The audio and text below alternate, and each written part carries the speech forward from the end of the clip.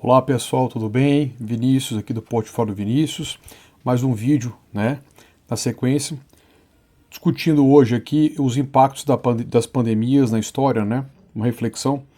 Lembrando que o ponto de partida para poder fazer esse vídeo aqui foi uma sugestão da minha ex-aluna Jussara Paina, que acompanha o portfólio aqui, que ela sugeriu que eu fizesse um vídeo destacando a crise, uma live, na verdade, destacando a crise na área da saúde, envolvendo o governo federal e tudo mais.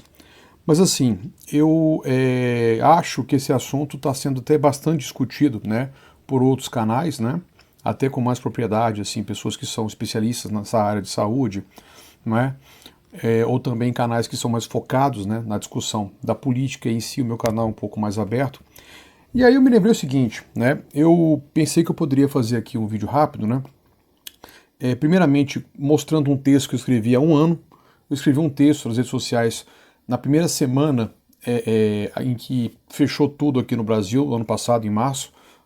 Há um ano exato, no dia 17, hoje é no dia 17, perdão, de março de 2020, né, um ano depois.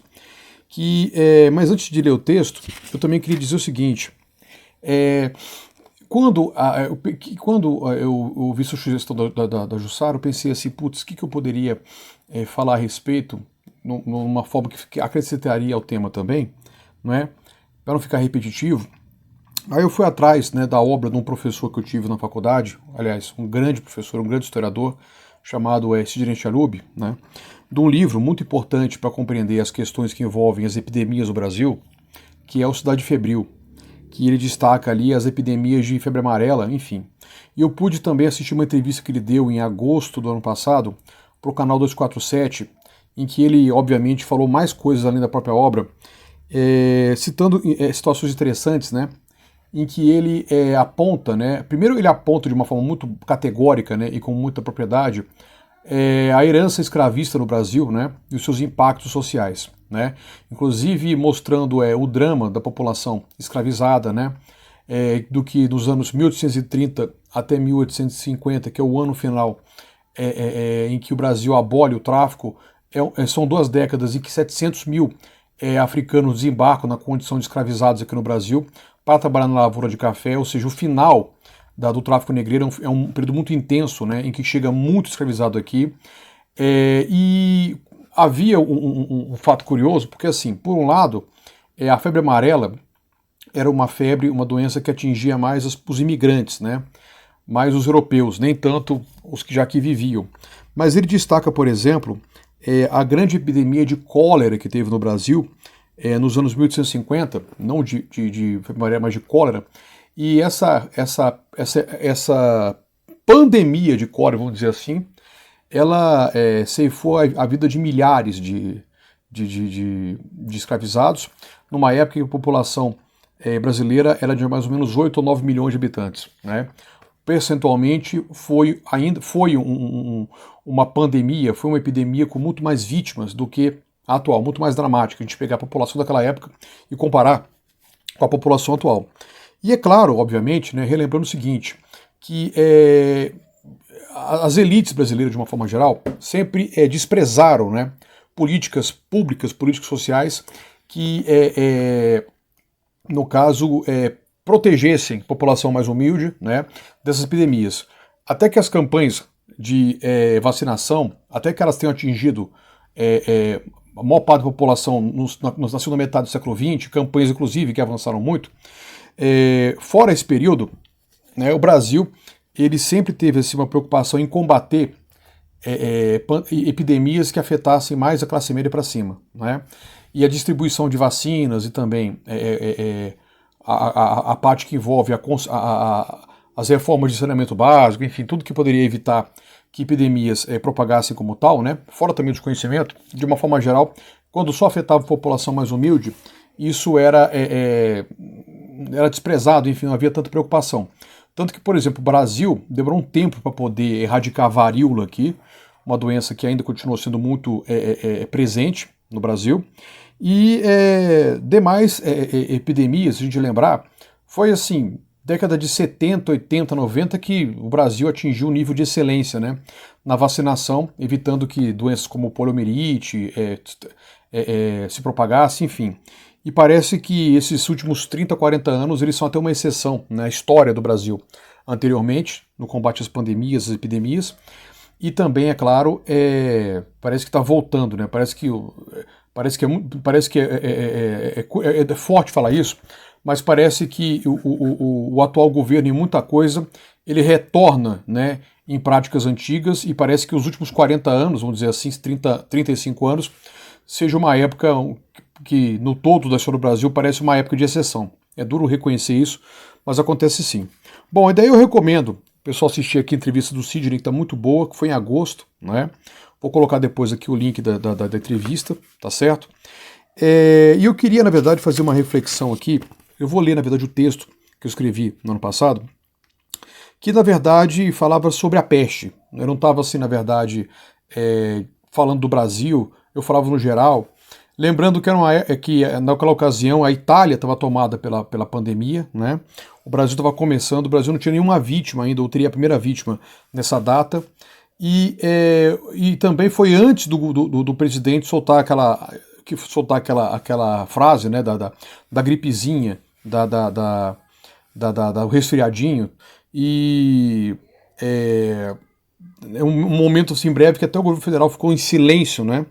E deixou o Mandetta, na verdade, tomar a iniciativa. Depois o Mandetta começa a ter suas asinhas cortadas, mas já é aquela época em que, por exemplo, dono do Madeiro e aí o Justus lá soltaram aqueles comentários horrorosos, assim, que lembra o Justus, inclusive, né?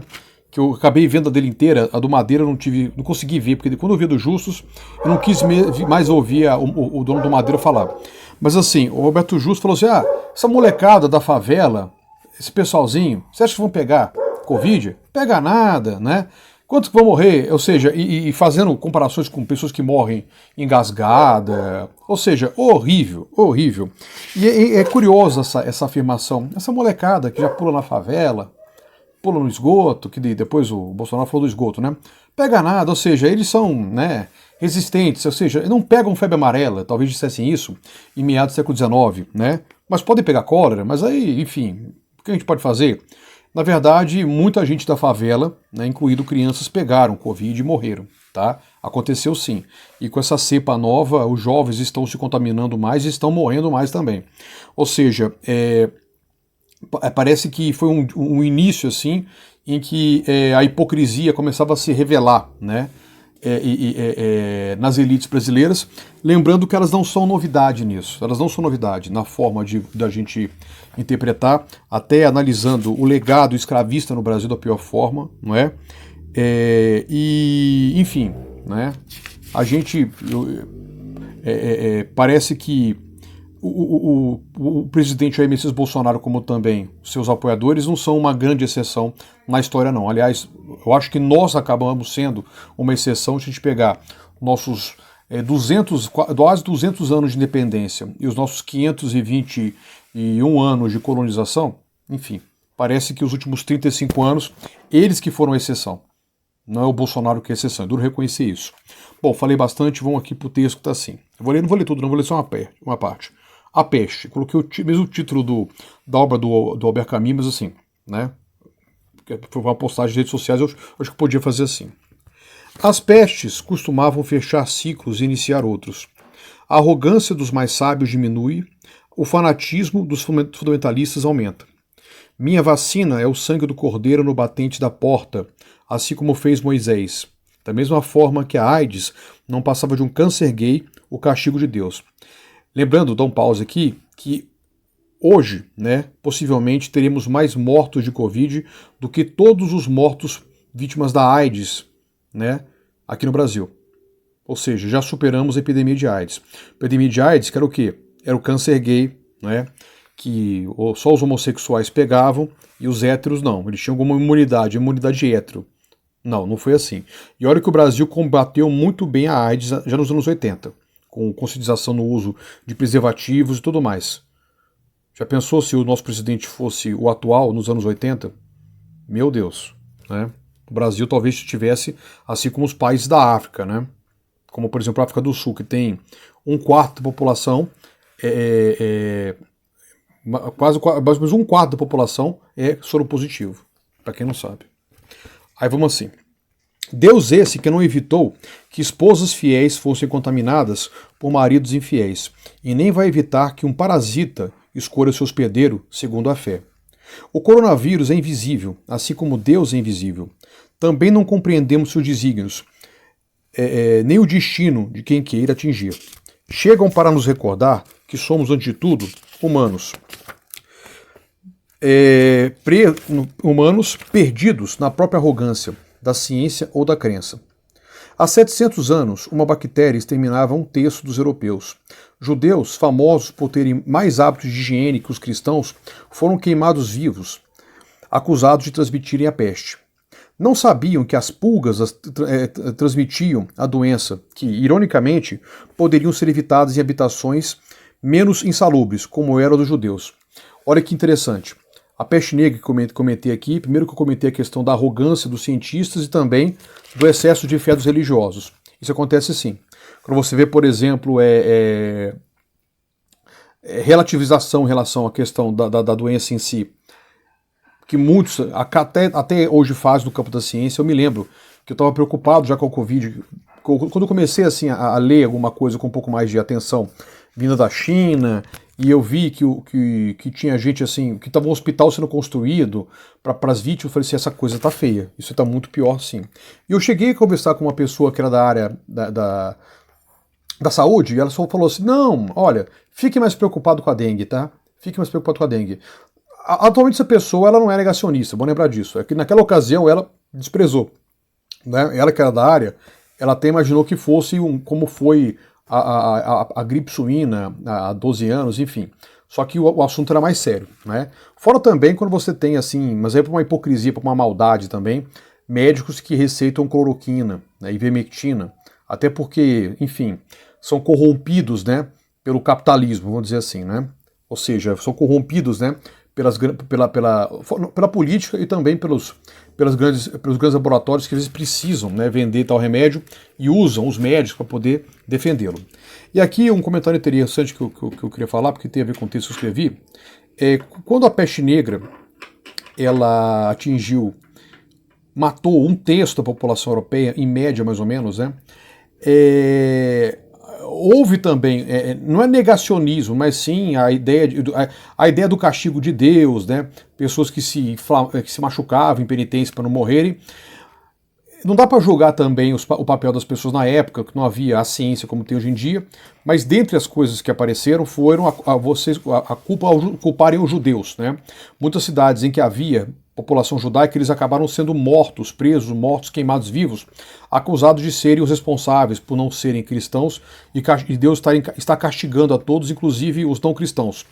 E, curiosamente, os judeus, eles tinham menos casos de peste negra, né, em comparação com os não judeus, e isso para eles era uma prova de que era uma magia, sei lá, alguma bruxaria dos judeus também, porque os judeus eles tinham um hábito de higiene melhor eles assim, costumavam tomar mais banhos, trocar mais suas roupas, né? E a peste negra está associada à infestação de pulgas. Então eles acabavam tendo menos pulgas em casa, né?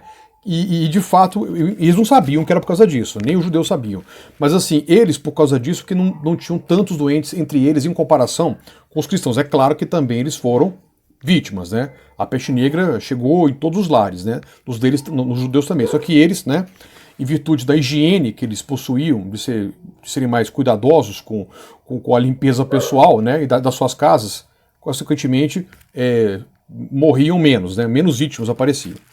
Até assim, os europeus tinham vivenciado 3 séculos de prosperidade, com invernos brandos, intensa produtividade agrícola e fim das invasões nórdicas. Viviam o auge da civilização, mesmo com a desigualdade social fundamentada na servidão. Os aristotéricos revolucionavam o pensamento, mas dogmatizavam os ensinamentos do mestre.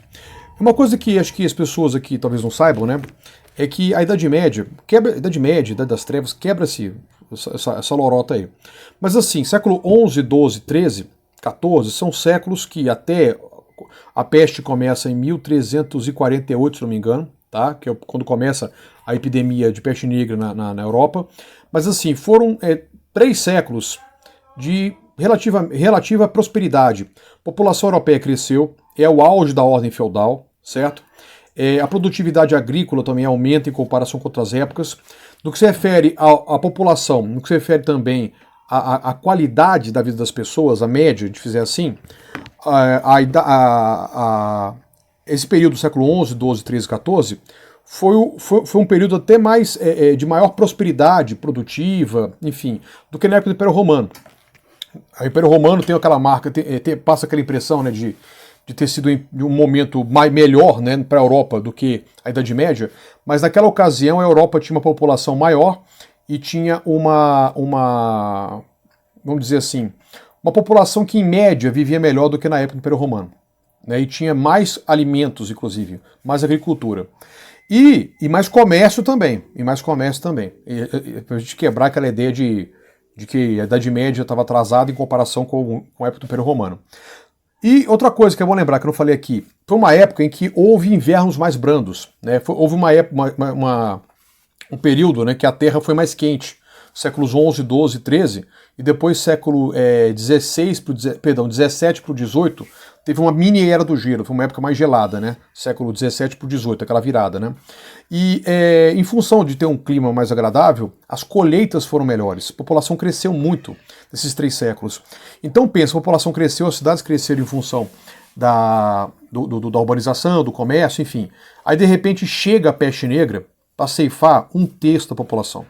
Lembrando que a Europa só recupera a população que ela perdeu no século XIV, no século XVII. 3 séculos para que a população cresça e alcance a mesma quantidade que tinha no século XIV. Então foi uma tragédia, foi horrível, né? E é uma época que simplesmente refunda, né, o Ocidente, em que a ordem feudal, a servidão já estabelecida, ela vai entrar em crise, em colapso. Isso leva à famosa crise do século XIV, tá bom? Aí, completando, tá assim, era também uma época de sábios prepotentes e de ignorantes com razão. A peste refundou o Ocidente. A nobreza se enfraqueceu, servos se encorajaram, a terra foi dividida. Os horizontes ficaram pequenos, era preciso sair, mesmo que para fora do continente. Certo? Aí tá assim, caravelas pestilentas disseminaram doenças do Novo Mundo, que também não foi mais o mesmo. Ou seja, certamente alguma alteração forte nós teremos na ordem internacional, vamos falar assim, e também na sociedade como um todo depois da pandemia. Isso é inevitável, tá bom? Vai acontecer sim. É claro que a peste negra atingiu uma quantidade imensa de vítimas em proporção. A pandemia não chega nessa quantidade, mas assim, certamente haverá uma alteração na ordem internacional depois da pandemia. Já está acontecendo e depois da pandemia isso será mais visível. Para voltar aqui ao exemplo da Europa, que eu falei aqui, da Idade Média, é que quando a peste negra, depois de 3 anos, as mortes foram diminuindo, né? A população servil, os servos, eles diminuem muito em quantidade, até porque eles foram mais vítimas da peste do que a nobreza, que conseguiu se proteger, conseguiu se isolar em castelos distantes. Isso chegou a acontecer, não toda ela, porque muitos dos nobres também morreram. E simplesmente os antigos feudos, de repente, você não tinha tantos servos para trabalhar para um feudo. E é um momento em que esses servos começam a ficar com mais coragem para começarem rebeliões, protestos, enfim, querendo o quê? A divisão da terra, né? Querendo que serem camponeses livres. Tanto que, com o passar do tempo, o campesinato livre vai surgindo, né? A servidão vai acabando. E os antigos senhores feudais vão, né, na verdade, cedendo parte das suas antigas grandes propriedades, vamos dizer assim, para os pequenos produtores. Né? Surge o pequeno produtor, o camponês livre. A Europa, ela começa a ser a Europa do minifúndio, não mais do... É duro falar latifúndio, de feudo, fazer essa comparação, porque latifúndio é um conceito moderno, tem a ver com monocultura, mas enfim, uma propriedade maior, vamos falar assim, melhor dizendo, no sentido de o feudo, de você ter um manso senhorial, um manso servil, isso acaba se integrando para ter o quê? Para ter, né, pequenas propriedades e pequenos camponeses que vão vender, vão praticar agricultura de subsistência e vender o excedente, né, nas feiras, ou seja, altera radicalmente. E é bom lembrar também que isso leva, né, leva a uma unificação, centralização das monarquias, né, e consequentemente isso também acaba levando ao interesse pelo comércio fora da Europa e aos descobrimentos, né, que por sua vez vão levar epidemias, né, doenças, né, para o Novo Mundo, para os indígenas que estavam isolados, né, há muito tempo isolados, há milênios isolados, e a mortandade atinge níveis assim estratosféricos, né? 90% da população indígena acaba desaparecendo, né? Em 100 anos, mais ou menos uma média comum entre os historiadores, né? Todas as doenças que muitos europeus, no caso, haviam já adquirido resistência, né, anticorpos, os indígenas não tinham nenhuma resistência. Isso explica, né, a mortandade e também isso explica a facilidade da conquista europeia, porque como que eles conseguiram conquistar um continente muito maior do que a Europa em tão pouco tempo? Havia aquela fantasia que era em função da pólvora, né, do armamento, ou até aquela visão racista de que os indígenas eram mais fracos em comparação com os europeus, no sentido até intelectual, né, civilizatório, uma visão racista. Na verdade, não. Na verdade, a principal arma dos europeus contra os indígenas foram as doenças. Né? Isso explica por que eles vão acabar perdendo, né? Inclusive, sociedades mais complexas, que tinham até um exército mais organizado, como os mexicas, né? Chamados mais conhecidos como astecas da Mesoamérica, e também os incas, enfim. Eles acabam capitulando muito em função da violência, né? Das epidemias contra eles. Bom, seguinte, esse aqui foi minha fala de hoje, minha conversa de hoje. Gostou do portfólio? Se inscreve aqui no canal, aciona aqui para receber notificações e eu conto com o apoio de vocês sempre quando for possível. E agradeço quem apoia o canal aqui para ele continuar crescendo. Um abraço a todos, uma boa noite, tchau, tchau.